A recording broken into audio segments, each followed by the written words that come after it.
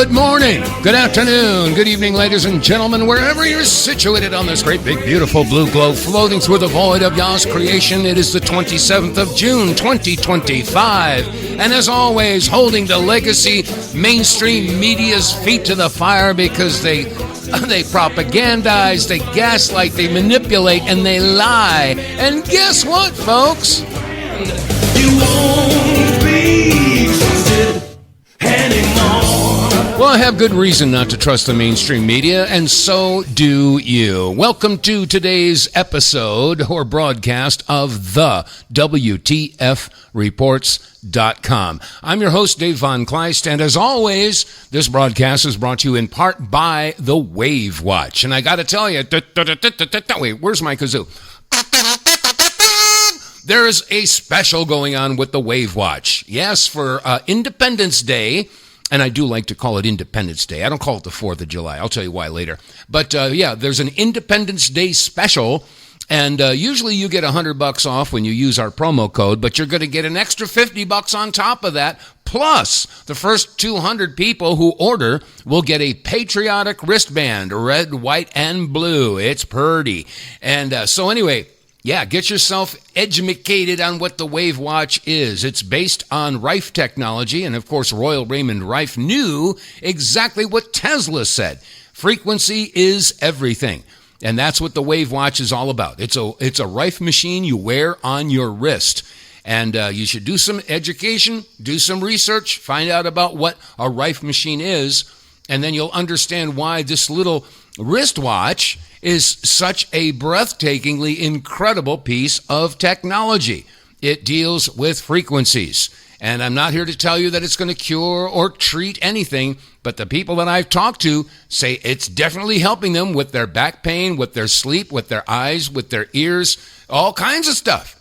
So anyway, yeah, check it out, folks. Go to our website, TheWTFReports.com. Click on the advertisers page. It'll take you down to where you can click on the Wave Watch. And like I said, usually you get $100 off, but for Independence Day, you're going to get $150 off and a patriotic wristband. That's again, that's for the first 200 people who make an order, who place an order. Okay, that said, first off, why do I call it Independence Day? Most people say, hey, happy 4th of July, happy 4th of July. Well, maybe that's because they don't want you to think about the Declaration of Independence. So here's a suggestion for all you good listeners out there. Get a copy of the Declaration of Independence and read it. You will be shocked to find out all the grievances that Thomas Jefferson had enumerated are the same things that are going on today. So I suggest and I implore you all to share the Declaration of Independence with all of your friends and family and remind them why we celebrate, why we have this holiday. And I'm going to ask all you Christians out there, how would you feel if they were to take the Christmas and instead of saying Merry Christmas, what if they said Merry 25th of December? It would sort of like take the whole point of the holiday out, wouldn't it? Yeah, well, that's the same thing as calling it Happy July 4th. So let's call it what it is, Happy Independence Day. And you can celebrate that by ordering your Wave Watch at TheWTFReports.com. Okay, so where do we get started today? There's, like I've said so many times, I mean, every single day, it's like a soap opera that never ends. And it's got so many twists and turns and plots, and it's fun to watch. A lot of people say, oh man, the news is so depressing, it's terrifying, it's this and it's that. But that people have a natural fear of the unknown. So common sense tells me that if you turn the unknown into known, the fear will dissipate. It'll just go away. And so the more educated you get on world affairs and economics and, policies, et cetera, the less fearful you are. You can just basically sit back and just say, oh man, oh jeez, not that, WTF, come on. So anyway, that's why I enjoy doing this show. And that's why I do it with a little bit of tongue-in-cheek humor now and then. Anyway, there's several different topics I want to get to. I'm not quite sure which one I should start with. Let's talk about the immigration. Okay? The immigration issue obviously has been a major, major talking point across the country. And I want to take you back about 20 years, and let's visit with Rush Limbaugh. Remember Rush Limbaugh? Yeah, rest his soul. But I want to share with you what Rush Limbaugh had to say about illegal immigrants. Here it is. Everybody's making immigration proposals these days. Let me add mine to the mix. Call it the Limbaugh Laws. First, you immigrate to our country, you have to speak the native language. You have to be a professional or an investor. No unskilled workers allowed. Also, there'll be no special bilingual programs in the schools with the Limbaugh Laws, no special ballots for elections, no government business will be conducted in your language. Foreigners will not have the right to vote or hold political office. If you're in our country, you cannot be a burden to taxpayers. You are not entitled to welfare or food stamps or other government goodies. You can come if you invest here, an amount equal to 40,000 times a daily minimum wage. If not, stay home. But if you want to buy land, it'll be restricted. No waterfront, for instance, and as a foreigner, you have to relinquish individual rights to the property. And another thing, you don't have the right to protest. You're allowed no demonstrations, no foreign flag waving, no political organizing, no bad-mouthing our president or his policies. You're a foreigner. Shut your mouth or get out. And if you come here illegally, you're going to jail. Now, you think the Limbaugh Laws are harsh? Well, every one of the laws I just mentioned are actual laws of Mexico today. That's how the Mexican government handles immigrants to their country. Yet Mexicans come here illegally and protest in our streets. How do you say double standard in Spanish? How about no mas? Good point, Rush. Yeah, there were times when I got so, PO'd at Rush Limbaugh because, yes, he was a conservative mouthpiece, and at the time, I just didn't agree with a bunch of the stuff that he was saying. As a matter of fact, one time I called in, this has got to be, 30 years ago. I actually got through, and I talked to his screener, Bo Snerdley, and he asked me, well, what's your topic? And I said, well, I wanted to talk about the Council on Foreign Relations. And anyway, I didn't get to talk to Rush Limbaugh, but he did mention it later on in the show. He says, yeah, the Council on Foreign Relations, that's a conspiracy theory. I said, oh, no. The Council on Foreign Relations is a conspiracy theory. They didn't want to talk about, the Bilderbergers or the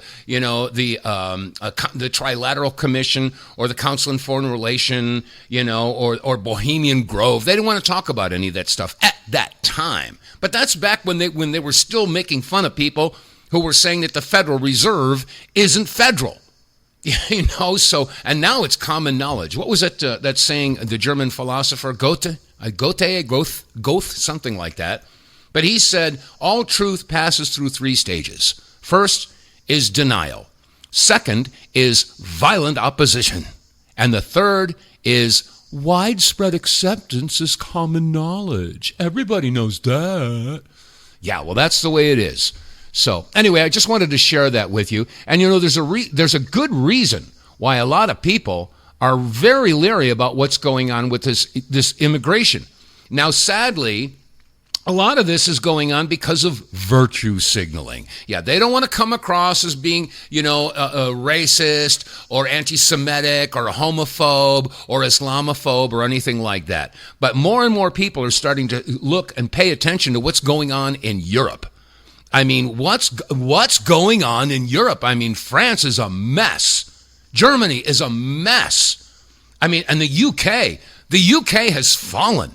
I mean, if you look at how many mayors of all the major cities in England are Islamic, and how many mosques have popped up all over England, they outnumber the churches now. And now in downtown London, 5 times a day, there are prayers in the middle of the street. And now it's happening all over the United States. It's happening. I mean, I just saw a video that somebody posted at a park in Brooklyn, and I believe it was Prospect Park. I mean, I grew up in Brooklyn. I spent my wonder years in Brooklyn. And I was only a block away from Prospect Park, the Botanical Gardens, the Brooklyn Library, and the Grand Army Plaza. I mean, those are my stomping grounds when I was a kid. And now you can't walk through there without them having, like I said, prayers 5 times a day. Now, I'm not an Islamophobe, but, I'm starting to think, well, maybe there's something about that. There's a woman by the name of Dalia let me see, Dalia Ziada. Dalia Ziada, that's how you pronounce it. And she made the following admission as to what the goal of the Muslims are here in the United States. Now, if this doesn't curl your hair, straighten it out, and then curl it again, I don't know what it'll take. But give it a listen to what she says the plan of the Islamic movement is here in the United States. Listen up.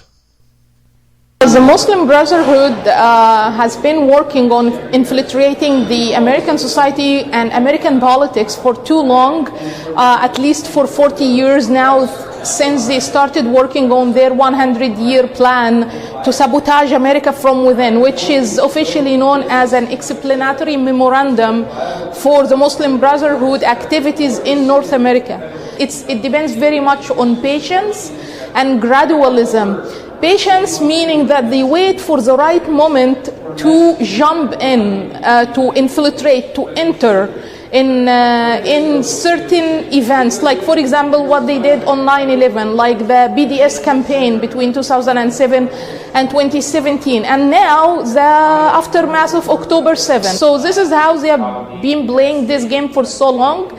And unfortunately, 40 years after they have written this explanatory memorandum, it looks like they are doing a good job so far. Now, if that doesn't make you stop and say, I mean, we have to stop and start really thinking about this. And yeah, don't fall into the guilt trip of, of being an Islamophobe. I mean, if they're stating it openly, we are here to take over this country.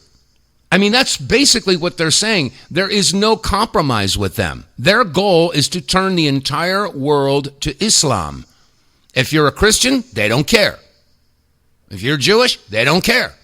Okay? It's got to be their way or there'll be no way. And that's their religious belief. And it goes beyond religion. This is political. This is what their plan is. And I'm sorry if that offends some people, but it's not me saying it. It's not me at all. But it's something that we have to pay attention to. Because if we don't, we're going to pay the price. And like I said, you need to look at what's going on in England right now and around all over Europe. And it's even here in the United States. In Plano, Texas right now, I saw they were having a city council meeting, and a retired police chief got up there, and he was drawing attention to the fact that there are areas in Plano where if you're not a Muslim, you can't even go there.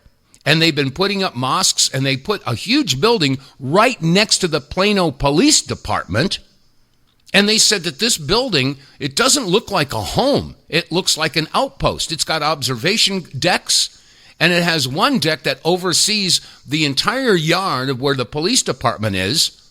And they got a clear view of their SWAT vehicles and all of the hardware that they've got.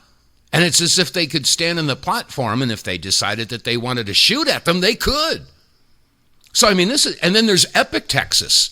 They're planning an entire city that will be exclusively under Sharia law. And then there's Dearborn, Michigan. I mean, this is going on all over the country. So, I mean, it's really, really scary.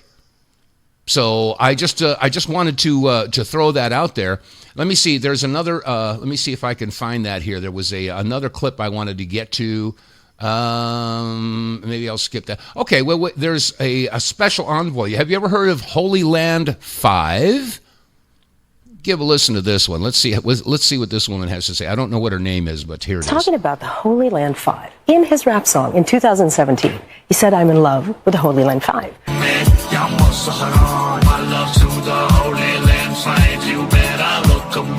So let's explain what the Holy Land Fives are. They are convicted criminals that have been convicted in 2008 for material support for Hamas. In 2001, the Holy Land Foundation was actually dismantled. In 2001, it was shut down. And in 2008, they were convicted. These 5 people were convicted for supporting Hamas. He is saying that he is in love with those people and asking you to look them up. So I say, absolutely look them up. That guy is so radical. He might be some sort of a Trojan Trojan horse, not just for Marxism, which is what he's actually saying, but for jihadism. He is supporting the concept of this. He refuses to acknowledge Israel's right to exist as a Jewish state. He's very coy about this, right? So when he goes on national television, he goes, well, yes, Israel has the right to exist. But when asked on the debate stage, do you think Israel has the right to exist as a Jewish state, he refuses to answer. This is a terrible news, not just for Jews, for every single American and everybody who supports Western values. It's horrible. Okay, what she was talking about, the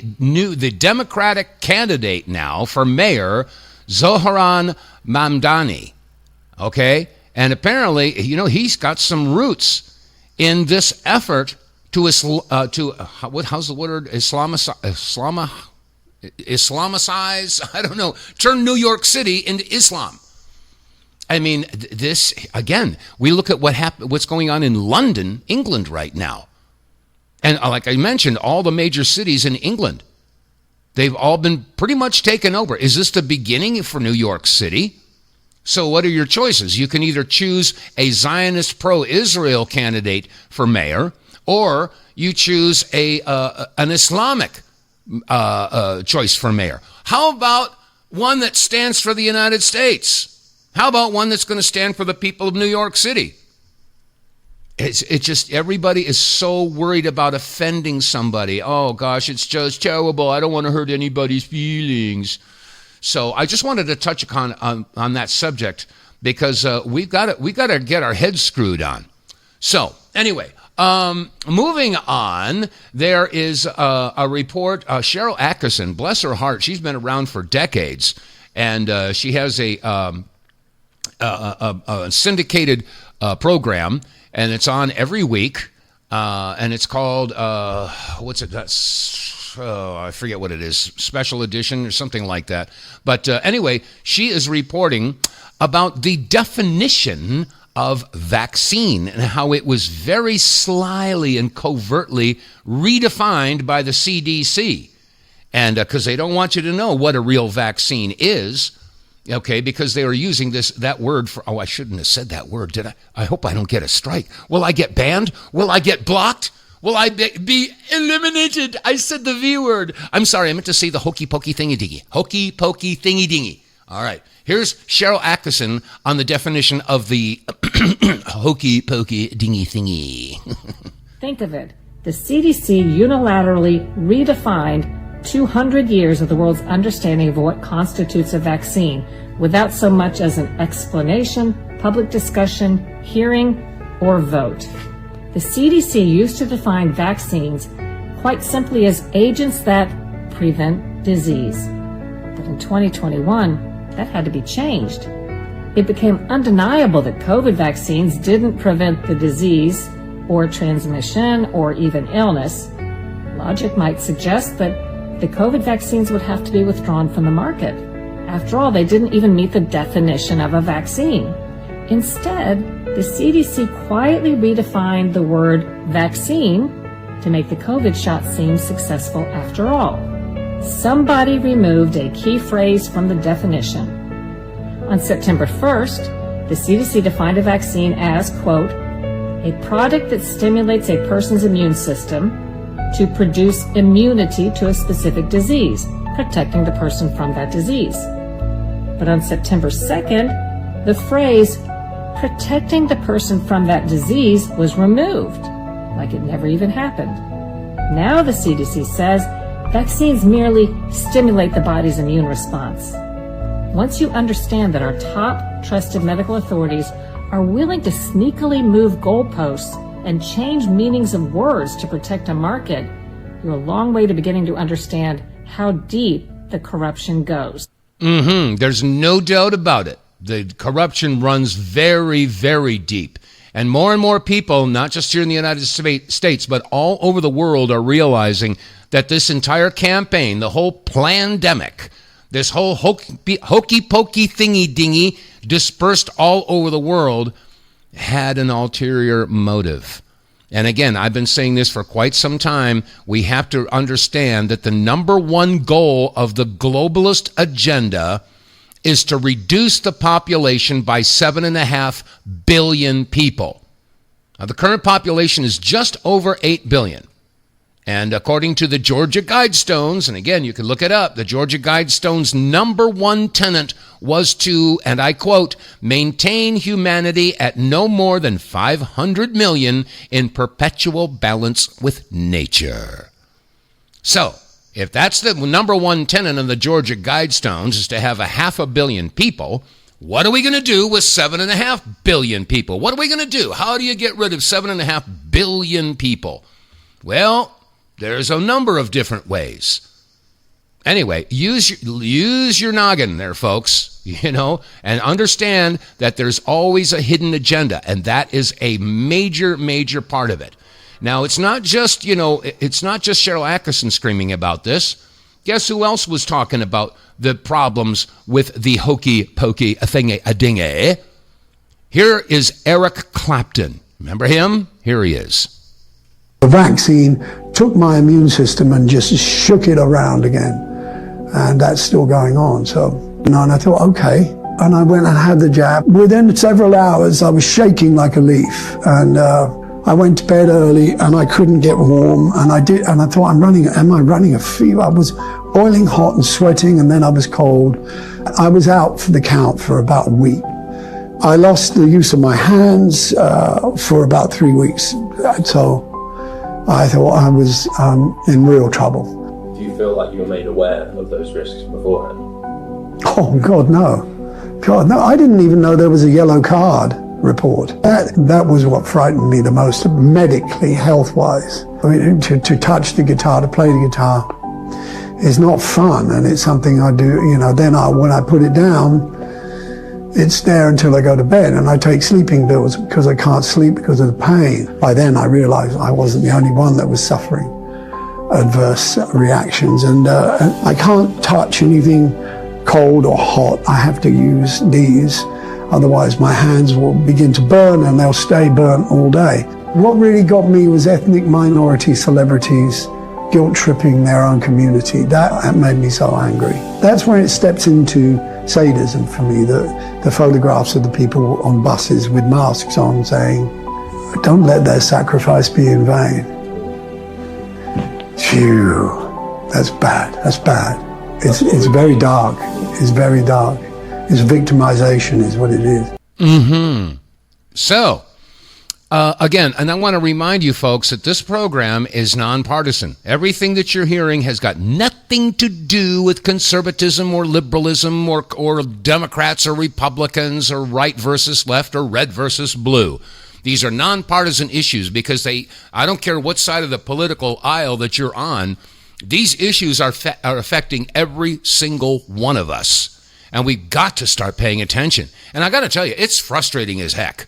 It really is, because there's so many people, and I know you listeners out there know what I'm talking about. When you go out to your restaurant, or you go to hang out with some friends, or you go down to the tavern or what have you, and people are having their conversations. It's like the conversations that they're having, they're talking about, the movie they went to last night, or did you see the basketball final, or did you see this, or they're talking about what happened at work, I mean, these conversations are nice and everything, but you hardly ever hear anybody talk about issues.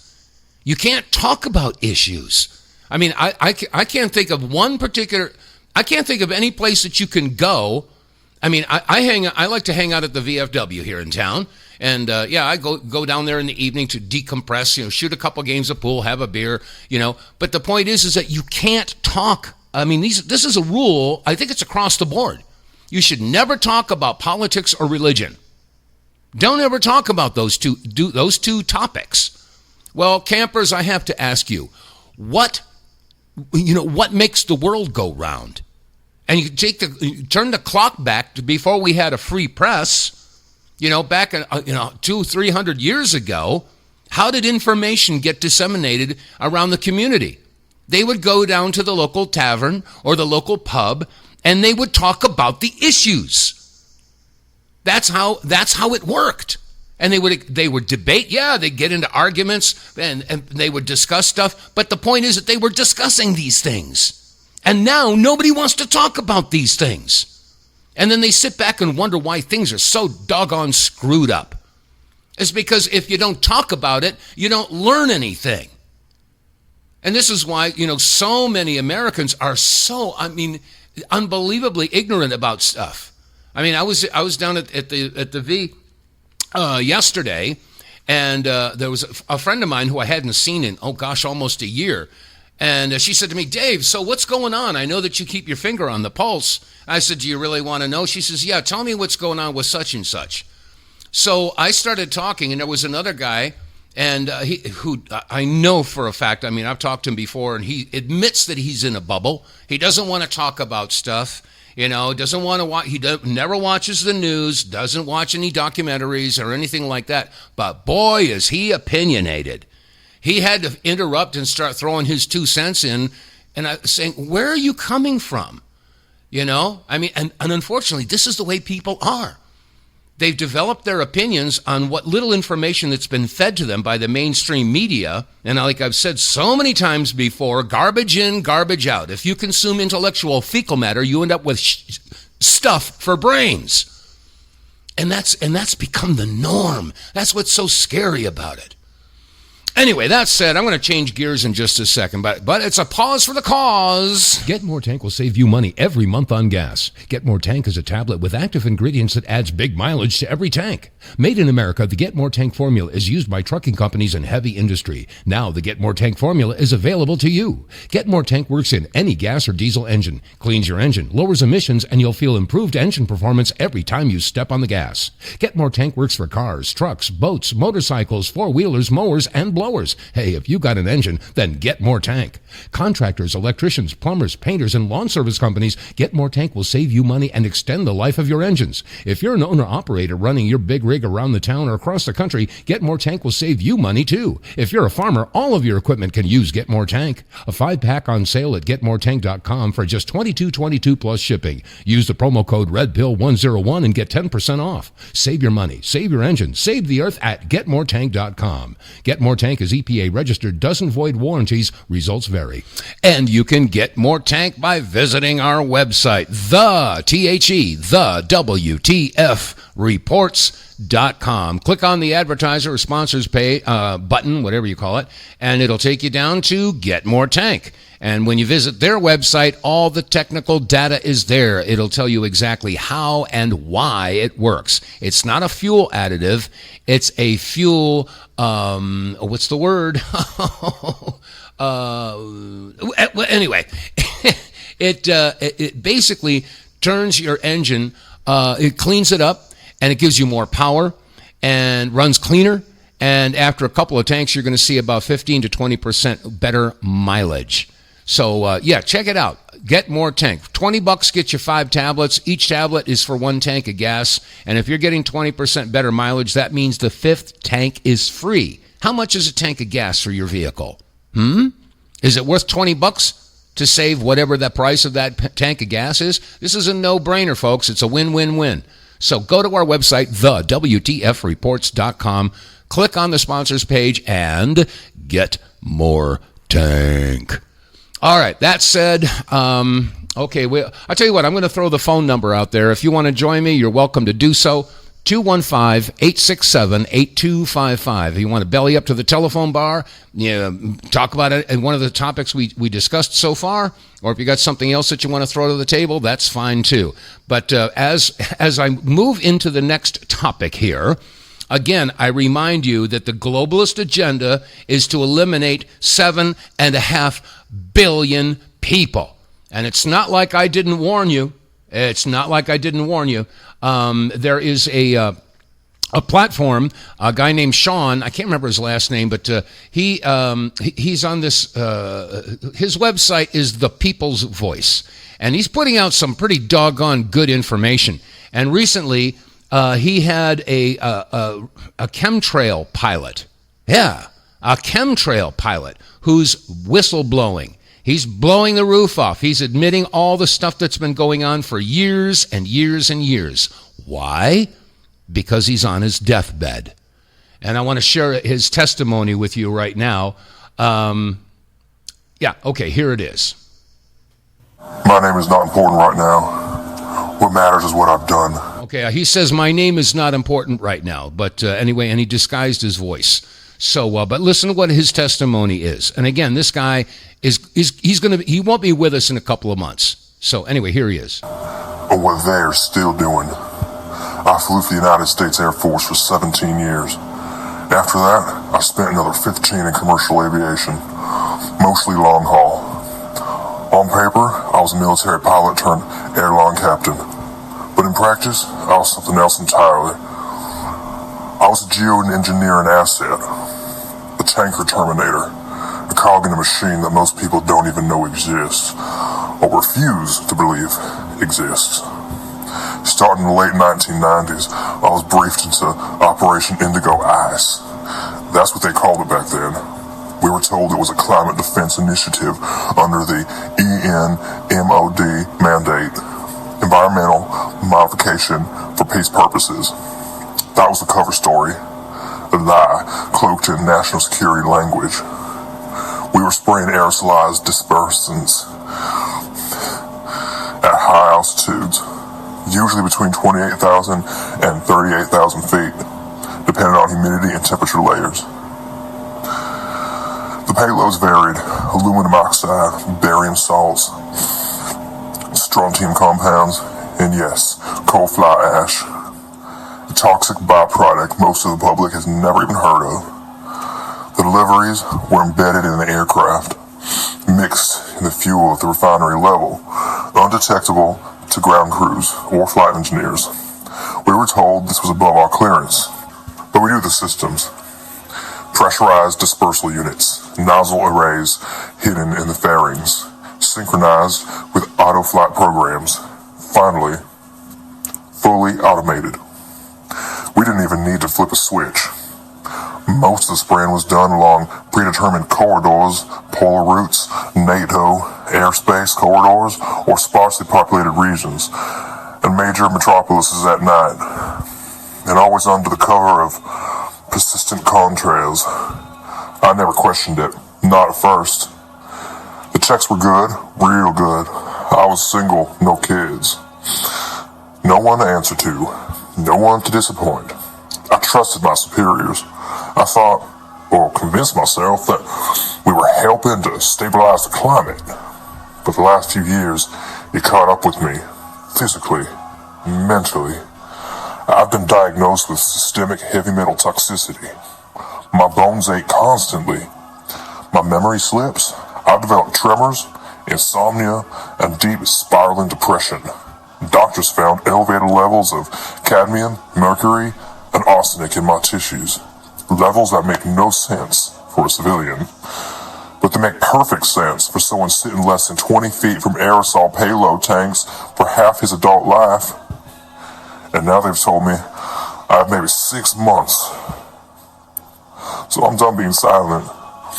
I wasted too many years lying to myself, telling myself it was for the greater good, that the public couldn't handle the truth, that I was just a pilot doing his job. But the truth is, I was always complicit. I was complicit in crimes against humanity. Every day I flew those missions. I helped poison our skies, our soil, our people. I didn't think about children breathing this stuff in, or how it might accelerate Alzheimer's in the elderly. I didn't think at all. I just flew the routes, took the money, and kept my mouth shut. But that ends now. I've agreed to sit for a series of recorded interviews, face visible, name and history revealed. I want it all out in the open. The routes, the logistics, the funding chains. I'm naming names. I owe that much to the people I helped betray.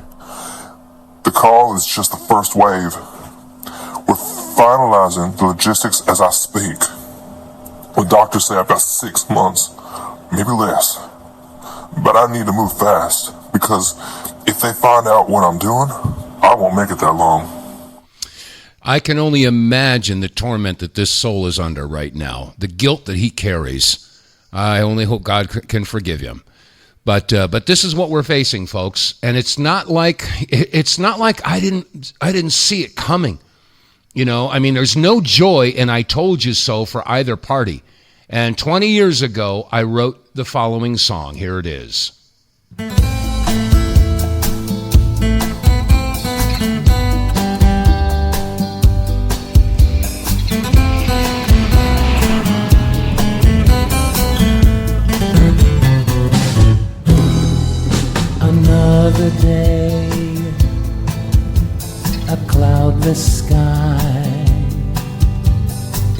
only lasts till the planes fly by. The trail they leave is cloudy white. They do the same in the dead of night. A sticky, filmy web-like strand is sometimes left behind. It gently falls on unsuspecting people till they find. It falls upon the farmers' fields, it lights upon their skin. Aluminum and silicon nanomicrobes soon get in.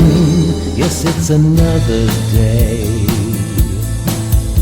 It's a cloudless sky. It only lasts till the planes fly by. They're not alive. They're not machine. They're nothing like this world has ever seen. They replicate. You don't know they're there till your skin erupts with an oily hair. And those with blatant symptoms, after paying doctor's fees, now have a diagnosis. It's an emerging new disease. They call it now Morgellons, and they don't know what to do. Are nanomicrobes in your town? Are they affecting you? Yes, it's another day. It's a cloudless sky, but it only lasts until the planes fly by.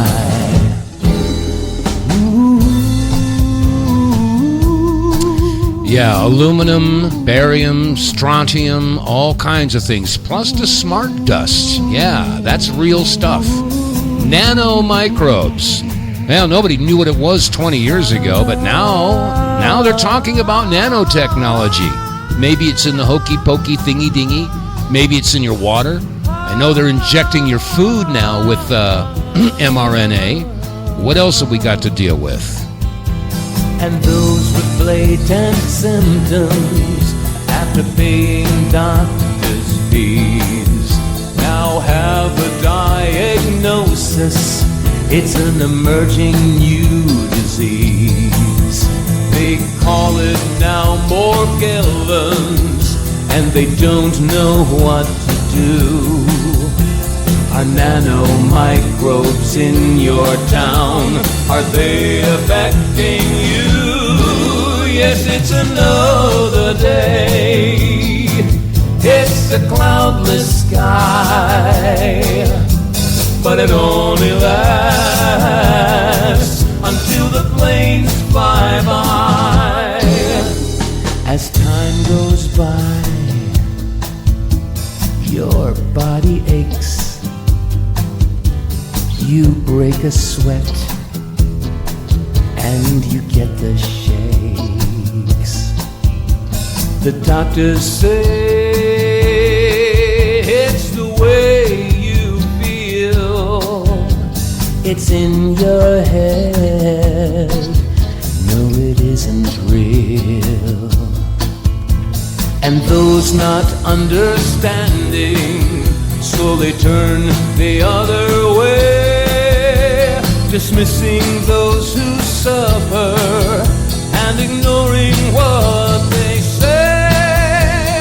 And those with condescension will continue not to care until they look upon their arm and find an oily hair. Yes, it's another day.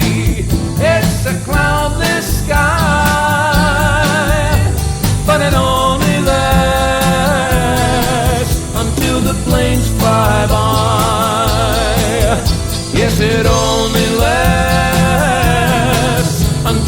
planes fly by.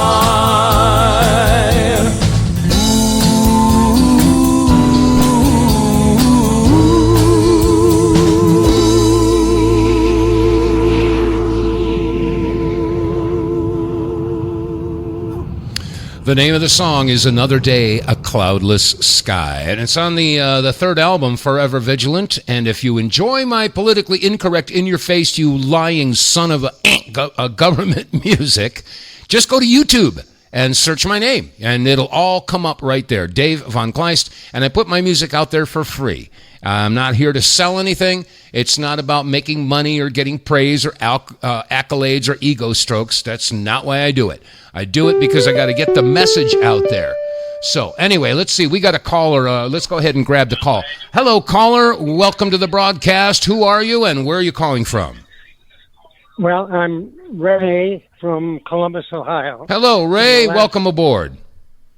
Yeah. Say, that last tape you played was fantastic. But I wanted to call about another issue that you were talking about earlier, and that has to do with Sharia law. Sharia law is a separate system of handling court cases, and that makes them illegal here. I mean, their citizenship should be pulled in whenever they demonstrate Sharia law. But as you pointed out, in England, there's a whole bunch of Sharia courts, and there is even one in Texas where what they do is they go to the Sharia court, they make a decision there, and then they go to our court. But I think the important thing for us to know is that it cancels their citizenship. You know, it's a legal contract. You know. The other thing I wanted to point out is that there are no zone areas. That's where the Arabs or the Islams have taken over an area, and they run the whole thing on Sharia law. Yeah. And even the police won't go in there. Yeah, you know about that. And in France, there's a whole bunch of them. One time they started on, I think it was 300, okay? And then there's, of course, what you were mentioning in Texas. But the thing that I wanted to add to your list is the illegal immigration. And here's the 4 words I would use. It's invasion, occupation, domination, elimination. So we already have in America, we have invasion.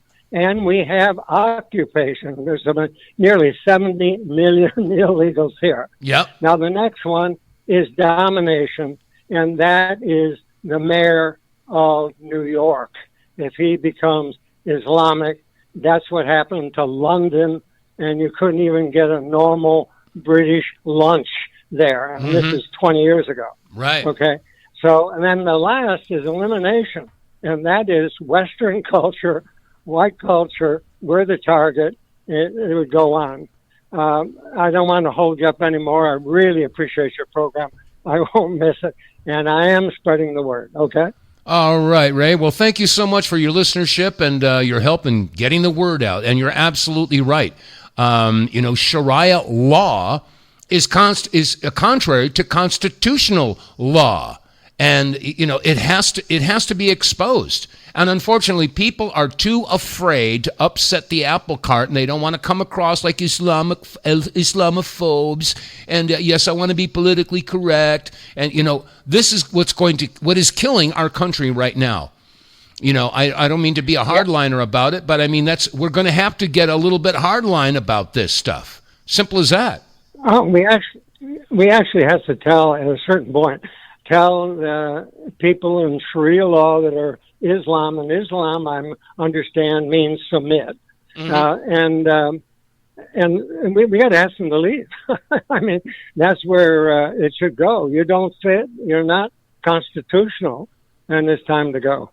I agree. I agree wholeheartedly. I mean, I look at what's gone on with Ilhan Omar up there in Michigan, and she's so glad to be a Somalian. And they opened up the floodgates under the Obama administration, and all the Somalian refugees. And what's a refugee? It's someone who flees a country for their own safety. And so what do? They come here and they get all kinds of perks. They get, housing, they get, cash cards, they get all kinds of goodies, and they save their money. And where do they go for their vacation? They go to Somalia. I mean, they ran. Yeah, go ahead. Yeah, and she's an example. She's an example of Islamic getting into a position of power. Mm-hmm. That's where domination comes. And you mentioned earlier in your tapes that the Islamics have a list. At a certain percent, we do this. At a higher percent, we do that. They are all mapped out. Yeah, they percentage do. Of yeah, right.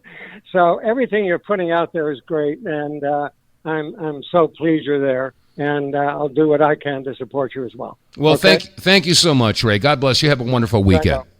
All righty. Thank you. Thank you. All right. Well, he's absolutely right. And, we're going to have to grow a pair here, folks.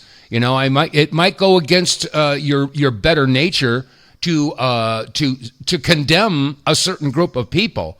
But when they're open about it, they are open about it. They want to take over the country. And most Americans are just, what's on TV? Come on, get with the program. For the love of God, you've got to wake up. Anyway, Ray, you're absolutely right on that. So my name is not important right now. Oh, wait a second. What matters is what I didn't mean to hit that button again. But anyway, let's see. We got a few minutes left. I want to touch briefly on what's going on in Israel. Now, as we all are aware, we had the B-2 bombers went over there and bombed the 3 different facilities that were dealing with the development of a nuclear weapon, as was reported. But before that happened, remember, Israel shot a missile into Tehran to take out one of the biggie bigs in the Iranian military, and they were bragging about how precise this missile was. Yes, we launched it from Israel. It went 1,000 miles to Tehran, right to his house, and it went right through his wall into his bedroom. Look at how precise we were with our missile, and we took him out. And the response was, Iran says, oh yeah? And they sent off hundreds of missiles to Tel Aviv. And the damage, apparently, there's no way of knowing what the damage is because Netanyahu has forbidden anyone for posting videos or any type of reporting about what the damage in Tel Aviv was. As a matter of fact, Judge Napolitano was talking with John, Miershmeir, about this. And anyway, here's what they had to say. Here it is. Who sought the ceasefire, the Israelis or the Iranians? I think it was mainly the Israelis who sought the ceasefire, and the Iranians were interested in the ceasefire. But there's no question the Israelis were in big trouble. And Netanyahu and others in the Israeli administration were making the point that they were not prepared to fight a war of attrition. This was clearly evolving into a war of attrition. And in terms of resolve, the Iranians had a great advantage over the Israelis, who are not tough enough to withstand a lengthy war of attrition like the one that was developing. But also the Israelis were running out of weaponry and their economy was being badly damaged. So they wanted to put an end to the war. And they went to Trump, and Trump did it. How badly damaged was Israel? Stated differently, how badly did the Israeli leadership underestimate the firepower and resilience of the Iranians? Well, it's very hard to figure out exactly how much damage was done because the Israelis have gone to enormous lengths to make it impossible for us to figure out how much damage was done. And the reason is that a lot of damage was done. But based on the evidence that we have, it's quite clear that significant damage was done to all sorts of buildings inside of Tel Aviv, to the port in Haifa, to Israel's refining capability. Its airport was shut down during the conflict, which had all sorts of economic consequences. And moreover, it's very important to point out that the Israeli population was not only not used to being attacked like this, it didn't think it could happen. And this has had a really significant effect on the Israeli psyche. And that, again, is one of the reasons I believe that Netanyahu was interested in shutting down the war. He was receiving a lot of pressure from down below. The public was deeply unhappy about what was happening. And if that war had continued for weeks and then months and then years, it would have had a devastating effect on Israel. Yes, that's true. That's true. And by the way, I don't know if you've heard or not, but now, just within the past 24, 48 hours, Israel has launched missiles into Lebanon. It's like they can't stop themselves. They just have to keep bombing other countries. Okay, why don't you go into Syria? Let's see, go into Yemen or Jordan, whatever. Just launch missiles. Get some more missiles from the United States and just keep bombing people. I don't know what it is, but now that Netanyahu has had that particular puzzle piece taken off the table, the puzzle piece where he keeps on saying, Iran is only 2 months from making a nuclear bomb, well, that's not on the table anymore. So now, all the Israelis, I tell you, a lot of the Israelis have had it up to here with Benjamin Netanyahu. They've been demonstrating, et cetera, and as I reported a couple of days ago, he's facing all kinds of charges and bribery and corruption, et cetera. And so if they can take Bibi Netanyahu out, I think maybe some of the Israelis will come to their senses and realize what an expletive I'm trying to avoid, what jerks they've been. I mean, during this whole campaign of destroying Palestine, you've got observation posts where they bus in the high school kids and they get out of the bus and they got all these binoculars set up so that they can sit and watch the bombs go off in Palestine. That's sick. And the people get their lawn chairs and a couple 6-packs of beer and they go down to the beach on the Mediterranean and look to the south and watch the glowing sky of the bombs going off in Palestine. That's the way they celebrate. And there was one woman who posted a video. She put makeup on to make her look like a Palestinian with blacked out teeth and blood on the side of the face and a dead baby in her arms. And she was mocking the Palestinians, going, "Oh, the poor Palestinian." And she was putting out the video. And what do you know? After the missiles hit Tel Aviv, she actually got hit by a bomb and made a video where she was the one who was actually crying. So I don't know, they're a sick culture. They really are. I'm not saying all Israelis are like that, but I mean, my gosh, you look at the dancing IDF soldiers, and they're urinating on dead bodies of Palestinians. This is a sick culture. They've been brought up to think that way and to believe that. So I don't know, maybe it's instant karma. Maybe, what goes around comes around. I hate to say it. I don't want to see anybody having to go through that.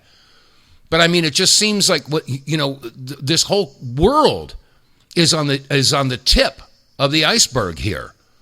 Now, maybe that's because the powers that be, the globalists, see that their power is crumbling. There is a great awakening going on. People are starting to realize that the reason that we're here is not to have lots of money and big houses and cars and jewelry and stuff like that. Materialism is falling away. Thank you, God. And I think people are starting to realize that the reason that we're here is to help each other, is to love one another. My God is a God of love. And as I've said many times before, we come into this world naked and we're going to go out naked. The only thing you get to take with you is the love that you shared. And that was reflected in the movie Ghost, when Sam turned back to Molly before he went off into the light. And he turned back to her and he says, "Molly, it's amazing. All the love, you get to take it with you." And the same thing was said in the final line in the Abbey Road album by the Beatles. "And in the end, the love you take is equal to the love you make." So with that in mind, folks, keep that number one in your heart. Love one another. Be kind to one another. And cut some people some slack. I know there's a learning curve. So anyway, that said, the weekend is upon us. I thank you all for your listenership. And again, I humbly and respectfully ask that you go to our website, TheWTFReports.com. do business with our advertisers and pick up some merch. We got T-shirts, baseball caps, coffee mugs, and that T-shirt that says bribery, coercion, and blackmail. All right, that said, we're out of here. You have a safe weekend. God bless you. Stay safe and stay free. I'll see you on Monday. Anymore.